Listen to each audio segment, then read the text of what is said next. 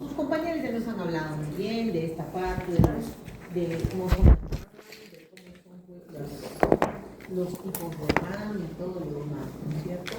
Y vamos a ver que acá es importante porque también las RAM las vamos a clasificar dependiendo del efecto, ¿no? Por ejemplo, puede ser un efecto tóxico cuando esta RAM de pronto o este medicamento ha sido mal usado, ¿no? El paciente lo ha usado en una dosis elevada. Muchas veces esto ocurre en forma de accidente, ¿no? Especialmente en quiénes, en ancianos y en niños. ¿Por qué? Porque el ancianito se equivocó de pastilla, ¿sí? Resulta que está tomando una pastilla para dormir que es de color rosadito y está tomando una pastilla para la presión que también es rosadita. Entonces, mientras que la rosadita para dormir toma un cuarto de pastilla, para la presión toma una pastilla entera. Y la hace al revés, ¿no? Y se toma una pastilla para dormir y más bien un cuarto de pastilla para, ¿sí? Para el colesterol o para la presión, ¿no? Entonces, ¿qué va a pasar? A los 3, 4 días de pronto viene el paciente a la emergencia, obviamente desorientado, con confusión, de repente se queda dormido hasta sentadito, está gangoso. ¿Y qué pasó? ¿No? ¿Qué pasó con ese paciente? Bueno, ha habido pues un error, ¿no? Ha habido una intoxicación, pero por un error pues que no ha sido a propósito, vamos a decir, ¿no? También suele ocurrir en niños. ¿Por qué? Porque el niño ve que el abuelito se come unos caramelitos, ¿sí?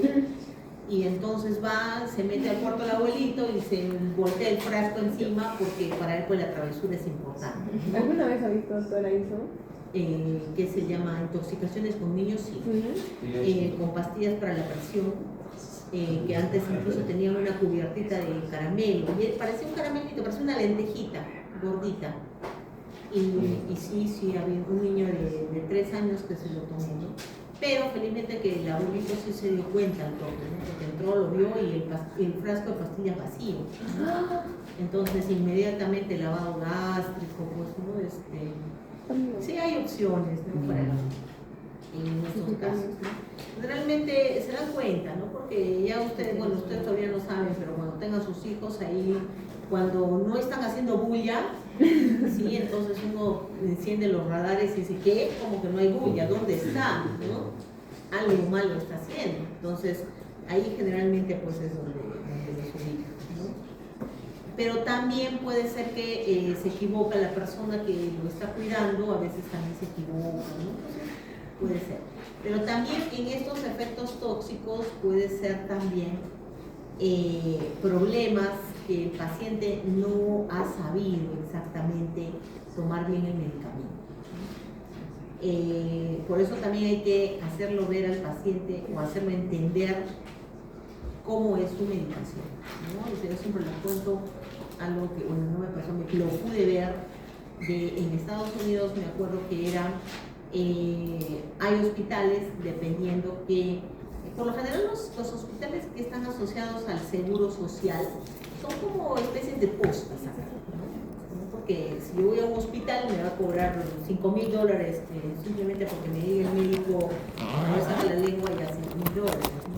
Pero los hospitales que están impulsados en el seguro social es como una posta, ¿no? Está lo básico, los medicamentos básicos, ¿no? La atención también es bastante básica, ¿no? Y hubo un problema, me recuerdo ahí en uno de estos hospitales, que se hacían atender también, y como son económicos, muchas personas latinas, ¿no? ¿Y qué pasó? Que le dieron a un paciente el medicamento, y el medicamento allá no viene en una tableta, sino viene en un frasco, porque es, vamos a decir, personalizado, ¿no? Para cada paciente, según lo que pesa el paciente, según pues características del paciente, ¿no? Y le dieron y le pusieron ahí el medicamento, tenía que tomarlo una vez al día. Entonces en el frasco decía one per day, ¿no? Once per day. Entonces el paciente simplemente se lo llevó. Entonces el médico tratante tampoco le preguntó nada al paciente, o sea, me ha entendido, sabe cómo tomarlo, ya se fue, ¿no? Y recordemos que en inglés once se escribe 11, ¿no? Entonces el paciente se estaba tomando 11 pastillitas al día. Al tercer día vino el paciente chocado, terrible, en un estado terrible. Obviamente ahí, vamos a decir, el paciente mismo no sabía, el familiar lo trajo, obviamente trajo las pastillas, ¿no? Esto está tomando esto, y en eso pues vean, pero ¿qué ha pasado? ¿Cómo lo está tomando? Allá, ¿no? Ahí recién explicó, sí, de esta se toma 11, porque acá dice pues 11, ¿no? Entonces, miren, es un error que ha podido llevarlo a la muerte al paciente, y allá sí funcionan mucho las leyes, o sea, lo que sigue es que ese médico se queda, ¿sí? O puede ir preso incluso, o se queda ya también sin título, ¿no? Entonces, siempre hay que asegurarnos que el paciente está recibiendo, ¿sí?, la información adecuada, ¿sí? Está recibiendo, y no suponer, bueno, pues alguien más, de repente algún familiar la entenderá, o volverá y el paciente, no, o sea, si el paciente está saliendo de acá y yo me tengo que asegurar que está recibiendo la información adecuada de cómo debe ser su tratamiento, ¿sí? Acá, y eso de los óvulos también se les digo, o sea, yo recuerdo eso cuando he estado yo en primer año de universidad, ¿no? Ese sí ha sido un caso real, ¿no? En la que se hacían mucho las campañas de, ¿qué se llama?, de paternidad responsable. Entonces se daban charlas, se hacía distritos diferentes, alejados a pueblos jóvenes, y ¿qué pasaba? Se les repartía, especialmente ¿quién hacía eso? Enfermería y obstetricia, ¿sí? Y se les repartía pues preservativos, se les repartía pastillas anticonceptivas, se repartían también óvulos, en esa época eran los Loropin, que eran los óvulos anticonceptivos, ¿sí? Pero les expliqué que era importante no tener tantos hijos, o sea, se les daba una charla enorme y enseguida se les repartían, ¿no? Lo único que los chicos sí sabían para qué servían eran los preservativos. Cómo tomar las pastillas ni siquiera les explicaban. Entonces, ¿qué es lo que pensaba la mayoría de chiquillas, que eran las que recibían vamos a decir, la charla, ¿sí? Que entonces, yo quiero tener relaciones hoy día, me empiezo a tomar la pastilla hoy día, ¿sí? ¿Es correcto? No. O también, ¿no? Como no me explicaron cómo se coloca el óvulo, entonces me lo tomo, ¿no? Y se lo tomaron. Y algunos después venían pues con los reclamos, ¿no? Y decían, pues, oye, pero si yo me tomé los óvulos que me diste, ¿no? ¿Por qué salí embarazada? Pues yo me he tomado las pastillas que tú me has dado, ¿por qué salí embarazada? ¿Y qué embarazadas lo decían de reclamo? Claro, iban pues al centro de salud, pero yo he tomado las pastillas, ¿no? O también iban con la duda, ¿no? Y decían, oye, pero me he embarazado, pero yo estoy tomando los óvulos, no le hará nada a mi bebito, ¿no? Porque ya, pues, ni modo, estoy embarazada, ¿no? Claro. Y yo he estado tomando los óvulos, entonces ahí recién se daban cuenta, ¿y por qué te los tomabas? ¿Qué no son para tomar? ¿Y por qué tomaste el día que recién comenzaste a tener relaciones, tomaste la pastilla? No sé, no, nadie me dijo que no tenía que tomar la pastilla, ¿no? Entonces, ahí también, ¿ah? Hoy en día, pues, el uso de las pastillas anticonceptivas y de los óvulos, bueno, óvulos anticonceptivos ya creo que ya no hay, pero las pastillas anticonceptivas sí, ¿no? Y ahora sí, hay que explicarles bien, así igual que la pastilla del día siguiente, ¿no? Que muchos creen que es un método anticonceptivo, y no lo es, ¿no? Y que más bien eso sí puede llevar a sangrados, puede llevar a problemas bastante serios, ¿no? Especialmente cuando lo usan 2 o 3 veces en el mismo ciclo. ¿Por qué? Porque después la píldora del día siguiente, entonces hoy día tuve relación, mañana me tomo. A la próxima semana también, pues fin de semana, por ahí, Semana Santa, también me lo tomo, ¿no? A la siguiente semana, ya pues por ahí, ya para despedida, ¿no? Y también me lo tomo, ¿no? O sea, no es un método anticonceptivo, por eso se llama píldora de emergencia, ¿sí? Una vez, y de ahí no vuelvo a tomarla, pero en 6 meses, ¿sabes? Por lo menos, ¿no? ¿No? Y si me la tomo ahora, o sea, la siguiente vez pues ya me llevo bien protegido todo, ¿no? Entonces, eso hay que concientizar al paciente. Entonces, como no hay una conciencia sobre eso, entonces ahí viene el problema, ¿sí? Ahí viene el problema. Muy bien, entonces, eso también tiene que ver, ¿no? Los efectos colaterales son derivados del que se llama del medicamento, ¿no? O sea, del mecanismo del medicamento sí, porque acá qué cosa vamos a ver, que de pronto este medicamento, ¿sí? Genera una vasodilatación, ¿sí? Hay pacientes que van a ser un poco más susceptibles y de repente puede atravesar la barrera hematoencefálica y va a empezar a producir vasodilatación a nivel del sistema nervioso, ¿sí? Y entonces, ¿cómo se va a traducir esto en el paciente? Edema no tanto, sino una cosa más pequeña, entonces le va a dar cefalea. Y de ahí vamos a ver que algunos medicamentos en algunos pacientes producen un dolor de cabeza leve y en otros nada, ¿no? Y en algunos puede producir edema. Y entonces ahí vemos. ¿Están relacionados a los efectos, o sea, al mecanismo de acción del medicamento? Sí, solo que estos son pacientes muy susceptibles a lo que les ha pasado. Pero eso no quiere decir que a todos los pacientes les va a producir, ¿sí? Y de ahí vienen pues los famosos de 1 de 1.000.000, ¿no? 1 de cada 10.000, ¿no? Entonces se considera una rama. Después también tenemos acá los efectos adversos de origen genético, ya hemos dicho, pues, ¿no? O sea, ya nos vino falladito de fábrica, ¿no es cierto? Ya vino falladito de fábrica, o sea, ¿el medicamento tiene que ver con ese problema? ¿Qué dicen ustedes? ¿Tendrá que ver? Un poquito, porque igualmente activa, gracias a eso es que el medicamento hace que se desarrolle el efecto secundario que va a causar, pero si no lo tuviera el medicamento no le haría nada. Sí, claro, ese es el problema, ¿sí? Entonces, la causa real no tiene nada que ver directamente con el mecanismo de acción del medicamento, ¿sí? Sino que lo que pasa es que este medicamento necesitaba esta enzima para degradarse, por ejemplo, se me ocurre, ¿no? Y como este paciente no tiene la enzima, no hay quien lo degrade.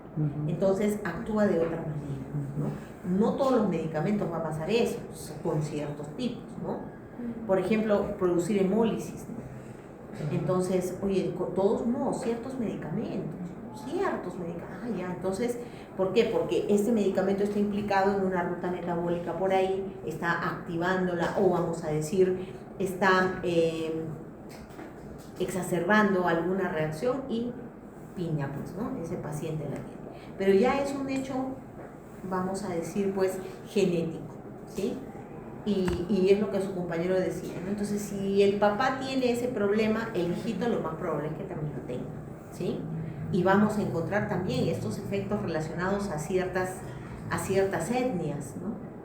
¿Por qué? Porque es muy característico. Hay enfermedades que son relacionadas a raza blanca, ¿no? A raza caucásica, no a raza negra, ¿no? Por ejemplo, ustedes han visto anemia falciforme, ¿no? Está relacionada a raza negra y descendientes, ¿no? Entonces por ahí, oye, pero la vecina es no es negra, pero ¿por qué sí tiene? Porque de repente alguno de sus ancestros sí la ha tenido y la ha manifestado, ¿no? Entonces, bueno, por ahí vamos a encontrar, pero está relacionada a, ¿no? Entonces, por ahí vamos a ver. Entonces, vamos a encontrar también que van a ser, pues, importantes, ¿no? Los efectos fotoinducidos también, que están relacionados, pues, a los efectos de los rayos ultravioleta. Y hace poco también estuve leyendo un poco de esto que nos decía que la luz de los fluorescentes emiten también un tipo de radiación, vamos a decir, que de alguna manera se ha visto en algunos pacientes que también se ven afectados, ¿no? Entonces, oye, no es solamente que yo voy a estar, no voy a salir de mi casa, no, hay que evitar, especialmente también las pantallas, ¿no? Entonces, emiten, ya sabemos, una radiación que podrían afectar también a la piel, ¿no? Entonces, si mi pantalla no tiene un filtro, ¿sí? O mi celular no tiene un filtro, o mi televisor no tiene un filtro, entonces si en ese momento estoy tomando este tipo de medicamentos como tetraciclinas, equinolonas, ¿no? Fluoradas, preferible no estar expuesto a eso, ¿no? Entonces también es importante. ¿Cómo se va a manifestar? Como su compañero lo ha dicho bien claro, ¿no? O sea, va al final, como el fármaco empieza a degradarse, ¿sí? Porque eso es lo que va a hacer, la radiación ultravioleta lo va a oxidar, ¿sí? Y lo va a transformar, ¿sí? Y entonces de pronto el sistema inmunológico va a creer que es un antígeno, ¿sí? Y va a empezar a fungir como si fuese una reacción alérgica, ¿no? Entonces el paciente se va a enronchar, se va a poner así medio rojito y todo, ¿sí? ¿No? Entonces también decirle, ¿no? Oye, pero yo me pensaba ir a la playa este fin de semana. preferible quédate. ¿Por qué? Porque igualito te va a arruinar los planes, porque cuando llegues allá y estés expuesto al sol, te va a empezar a salir, te vas a empezar a poner rojo, te va a empezar a salir sarpullido, entonces mejor espérate una semanita más y ahora sí vas, ¿no? Igual que la hipersensibilidad, ¿no? Eso ya es un problema inmunológico, ¿no? La susceptibilidad inmunológica. La dependencia a drogas también, ¿sí? La dependencia a drogas que acá vamos a ver, ¿no? Se hace el paciente dependiente a ese fármaco porque empieza a hacer una tolerancia, ¿sí? Dentro de la dependencia vamos a encontrar dos cosas importantes, la dependencia física y la dependencia psíquica, ¿sí? Entonces, en la dependencia psíquica, el paciente sencillamente necesita, y lo necesito, ¿no? Pero si no lo consigo, bueno, durante todo el día estoy pensando en el fármaco, ¿sí? Pero, ¿qué sucede en la dependencia física? Me hago daño por no tener medicamento. ¿Ah? Me hago daño físico por no tener... No te haces daño físico tú. Hay una manifestación física por la deficiencia. Entonces, por ejemplo, empieza a alucinar, por ejemplo, empieza a convulsionar el paciente, entonces hay una expresión física, ¿sí? Le da el ataque, pues, porque no lo consigue, ¿no? No solamente está desesperado y pensando todo el día en la sustancia, sino que empieza a manifestarse físicamente, ¿sí? Estoy viendo borroso, ¿no? Estoy viendo hombrecitos verdes que me están persiguiendo, ¿no? El delirio tremens, por ejemplo, del alcohólico, es eso, es por síndrome de abstinencia, ¿no? Entonces ahí lo vamos a ver. Y también vamos a ver acá lo que son los efectos teratogénicos y fetotóxicos, ¿no? Que también, sí, nos los han explicado sus compañeros. Recordemos que va a ser teratogénico porque va a estar implicado durante la formación de órganos, ¿no? ¿Hasta qué tiempo es un embrión? Sí, más o menos unas 10 semanas, 12 semanas, ¿no? Y a partir de ahí también ya podemos decir que es feto. Entonces, hay diferencia entre el efecto, o sea, el medicamento que lo tome cuando es un embrión y están en plena organogénesis y cuando es feto, claro, ¿sí? Porque si lo toma y no deja que se desarrollen bien los órganos, va a tener problemas, ¿sí?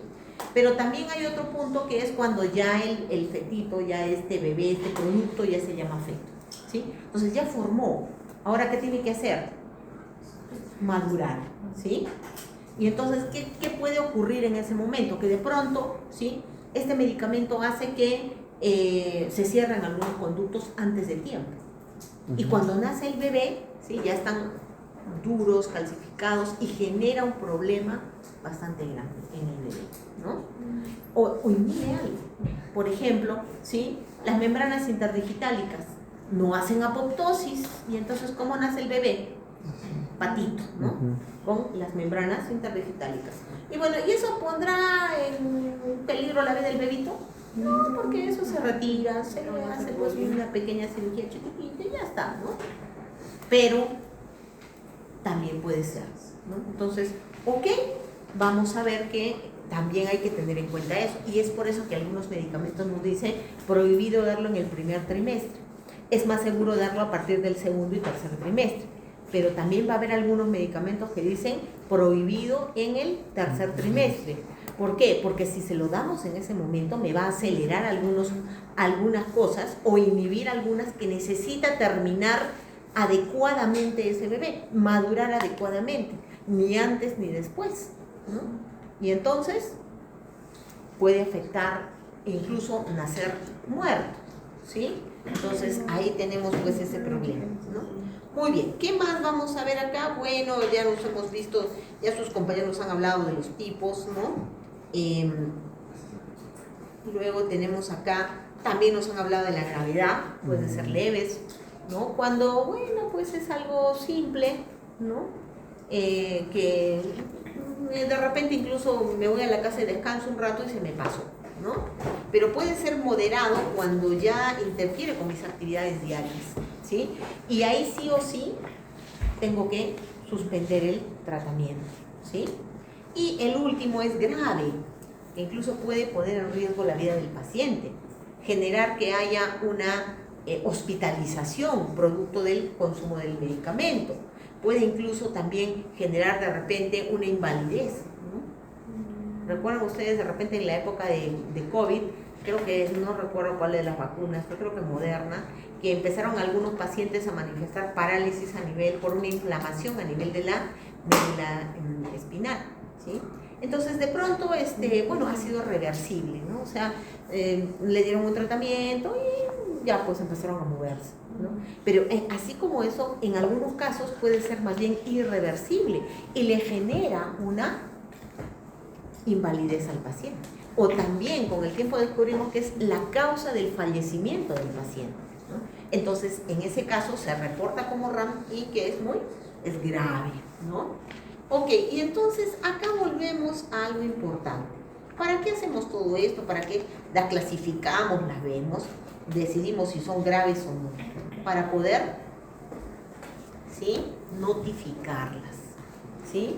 Y yo sé, porque ya me han estado diciendo todos sus compañeros, que ustedes nunca, en todo el tiempo que han estado en el hospital, han visto una de estas, ¿o sí?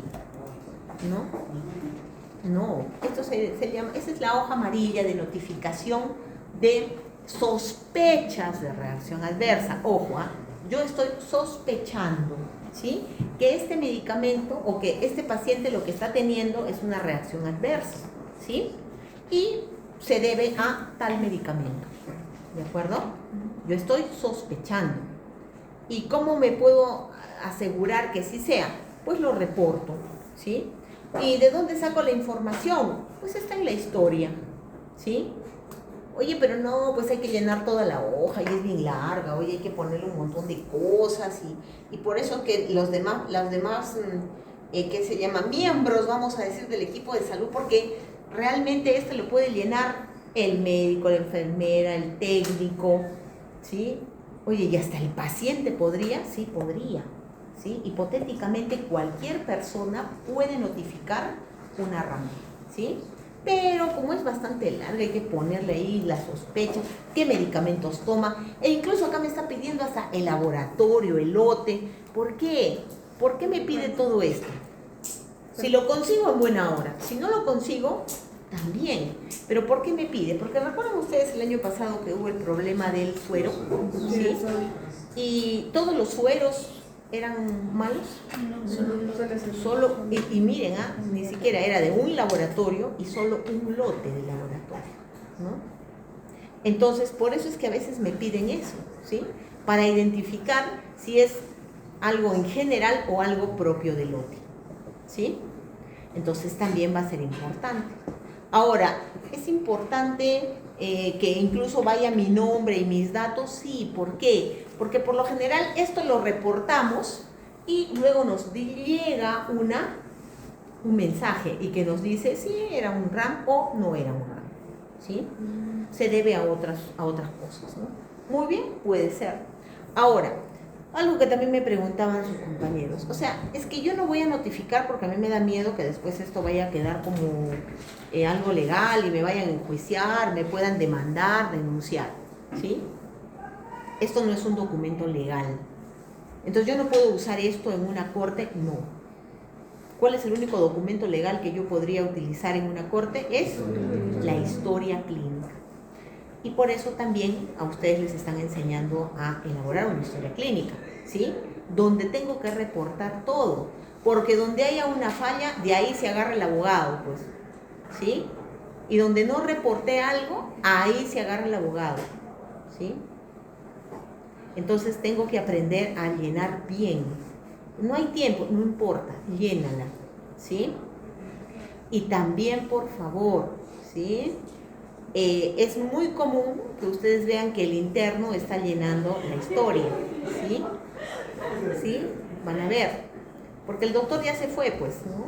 Porque aparte de pasar visita, tiene que estar en emergencia o pasar consulta, ¿no? Entonces, quien se está dedicando a llenar la historia es el interno, ¿no? Y de repente en algún momento les va a pasar también a ustedes ya cuando sean profesionales, que es lo primero que tienen que hacer, revisar esa historia, ¿sí? Revisar esa historia. ¿Por qué? Porque recuerden que de todas formas el interno como es, bueno, aunque ahora hayan cambiado las épocas, ¿no? Los tiempos y los momentos. Está cansado, viene de guardias, ¿no? El interno pues está hasta de camillero, ¿sí? Porque es así la realidad, ¿no? Y bien todavía lo maltrata la enfermera, ¿no? ¿Por qué? Porque como todavía no es médico, todavía no es jefe, ¿no? Yo soy más que él, entonces le doy compadre, ¿no? Por eso es que yo les digo, o sea, desde ahora ustedes tienen que empezar a endulzar a las enfermeras, ¿no? Sí, ¿no? Sí, señorita, señora fulanita, ¿no? Uy, qué buena gente la señora, aunque sea una vieja malosa, no importa, ¿no? Porque recuerden que en algún momento van a trabajar con ellas cuando sean internos, ¿sí? Y después, ¿sí? Recién cuando ustedes ya sean graduados o incluso especialistas, recién la enfermera los va a tratar con mucho respeto, ¿sí? Pero si de arranque ya los conocieron de alumnos, que este alumno era así, ya no las cruces les echan. Y recuerden que las enfermeras son un grupo y fuerte, ¿eh? Ellas consiguen lo que otros no consiguen. Entonces, si no, a ver, cuando han pasado por emergencia ya ustedes, no. Vean ustedes, cuando pasen por emergencia, ahí van a ver, ¿sí? El médico está ahí y le dice, necesito una cama porque vamos a operar a este paciente. Ay, doctor, ¿de dónde conseguirá usted una cama? Porque no hay, pues no hay pacientes, no hay, ¿no?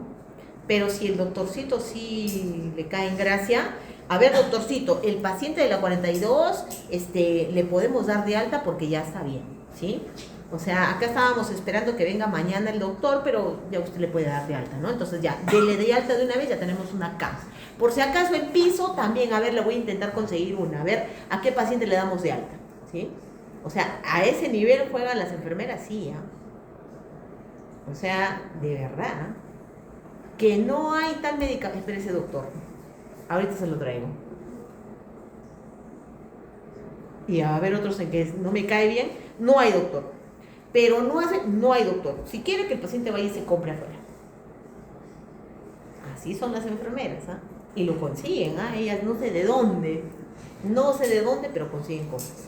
Entonces ya saben, desde ahora, ¿sí? Y todo el personal, ¿no? Todavía ustedes son estudiantes, entonces que los vayan conociendo, que son buena gente, que son colaboradores, ¿no? Entonces cuando ustedes llegan al hospital como internos, les van a ayudar, ¿no? Sí, yo me acuerdo que uno de mis alumnos me decía, sí, pues porque incluso a las chicas de farmacia, a las internas de farmacia les llevábamos sus caramelitos, sus vestitos, no sé qué, y nos daban los Cardex, ¿no? Para que le sacáramos fotos, lo fotocopiáramos y todo, ¿no? Entonces, pero si yo cuando estaba de estudiante, o sea, hasta la miraba fea y le decía, ay, qué fea que eres, no sé, olvídense, cuando yo pase por ahí, ay, que es la que me decía fea, ¿no? Ay, ahorita. ¿Me puedes empezar a tocar? No, imposible, está prohibido, el reglamento dice que no puedes salir de... y te van a decir 20.000 razones por las cuales no te lo van a dar, ¿no? Pero si tú ya empezaste por ahí siendo buena gente, buena persona, ayudándolas, colaborándolas en lo que te pedían, oye, no se puede sacar, perfecto, a ver, pásame tu celular y ahorita te lo mando a tu WhatsApp, ¿no? O sea, pueden hacerlo. Entonces, ya saben. Esto, por favor, es con la intención, no de que después me vaya a servir como un documento legal. Esto de acá es para que me sirva, ¿sí? Para reportar una RAN, porque ese medicamento podría estar mal, ¿sí?